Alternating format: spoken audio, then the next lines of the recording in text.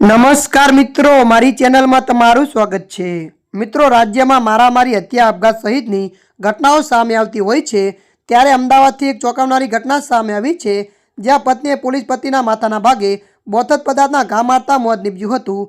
દાણી લીમડા પોલીસ લાઇનમાં ઘટેલી આ ઘટનામાં પતિનું મોત નીપજ્યું હોવાનું જાણતા પત્નીએ ગળે ફાંસો ખાઈને આપઘાત કરી લીધો હતો। સમગ્ર ઘટનાને લઈને પોલીસ ઘટના સ્થળે દોડી આવી હતી અને હત્યા આત્મહત્યા મામલે વધુ તપાસ હાથ ધરી છે। મળતી માહિતી અનુસાર આપને વધુ જણાવી દઈએ કે અમદાવાદ શહેરના દાણી લીમડા પોલીસ લાઇન ખાતે રહેતા મુકેશભાઈ પરમાર ડિવિઝન ટ્રાફિક પોલીસ સ્ટેશનમાં ફરજ બજાવતા હતા। મુકેશ અને તેમની પત્ની સંગીતા વચ્ચે કોઈ કારણોસર ઝઘડો થયો હતો, જેમાં સામાન્ય બોલાચાલીમાં પત્નીએ પતિના માથાના ભાગમાં ઘોડિયાનો પાયો માર્યો હોવાનું સામે આવ્યું છે। માથાના ભાગે ગંભીર ઇજા પહોંચતા પોલીસકર્મી મુકેશનું મોત નીપજ્યું હતું। ઘટના સમયે તેમનો દીકરો ત્યાં હાજર હોવાથી હિબકે ગયો હતો અને ઘરનો દરવાજો ખોલીને સમગ્ર મામલે પાડોશીને જાણ કરી હતી। ત્યારે મિત્રો, હાલ માટે આટલું। મળીશું નવી અપડેટ સાથે। જો તમને અમારો વિડીયો પસંદ આવે, લાઇક, શેર અને સબસ્ક્રાઈબ કરી નાખજો। ધન્યવાદ।